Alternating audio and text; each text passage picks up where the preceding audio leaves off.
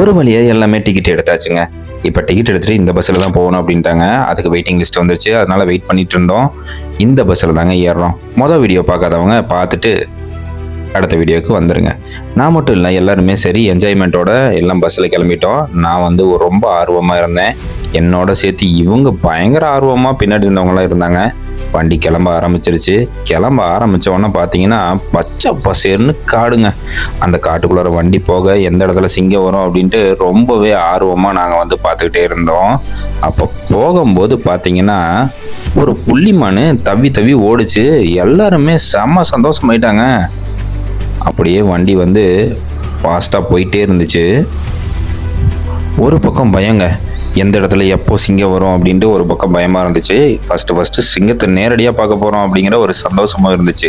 வண்டி பாட்டுக்கு நேராக போயிட்டு இருந்த இடத்துல பார்த்தீங்கன்னா ஒரு மான் மறுபடியும் ரொம்ப சந்தோஷமாக எல்லாம் பார்க்க ஆரம்பிச்சிட்டாங்க. அப்படியே மெதுவாக வண்டி போயிட்டே இருக்குது. திடீர்னு ஒரு கேட் வந்துச்சுங்க. அங்கே ஒரு கேட் கீப்பர் நின்றுட்டு இருந்தார். எதுக்குன்னா இந்த கேட் கீப்பரு அப்படின்னு பார்த்தீங்கன்னா உள்ளே இருக்க சிங்கம் வெளியில் வரக்கூடாது அப்படிங்கிறதுக்காக இந்த கேட் கீப்பரை போட்டிருக்கோம் அப்படின்னு சொன்னாங்க. உள்ளே அப்படியே மெதுவாக போயிட்டு இருக்கும்போது தண்ணி எல்லாம் குடிக்கிறதுக்காக, விலங்குகள் தண்ணி குடிக்கிறதுக்காக எல்லாம் தண்ணியெல்லாம் வச்சுருந்தாங்க.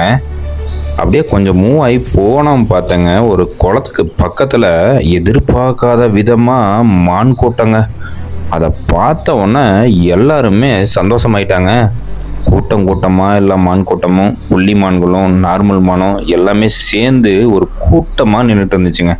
அதை பார்த்த உடனே எல்லாருமே ஆர்வமாயிட்டாங்க. ஆர்வமான வாட்டி அப்படியே வண்டியை கொஞ்ச நேரம் பட்டறையை போடு அப்படின்னு போட்டாங்க. அதை விளையாடுற காட்சியெல்லாம் பார்க்கும்போது அவ்வளோ அருமையாக இருந்துச்சுங்க.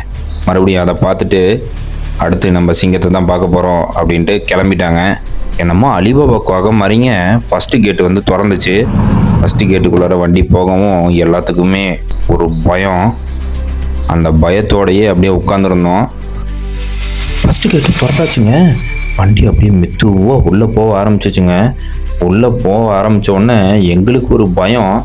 எங்கடா சிங்கம் மேலே பாஞ்சிருமோ அப்படின்ட்டு. இப்போ தான் சொன்னாங்க ஃபஸ்ட்டு கேட்டு திறந்த வாட்டி தாங்க வண்டி உள்ளே விட்டதுக்கப்புறம் ஃபஸ்ட்டு கேட்டு க்ளோஸ் பண்ண வாட்டி ரெண்டாவது கேட்டு மெதுவாக திறக்கும்.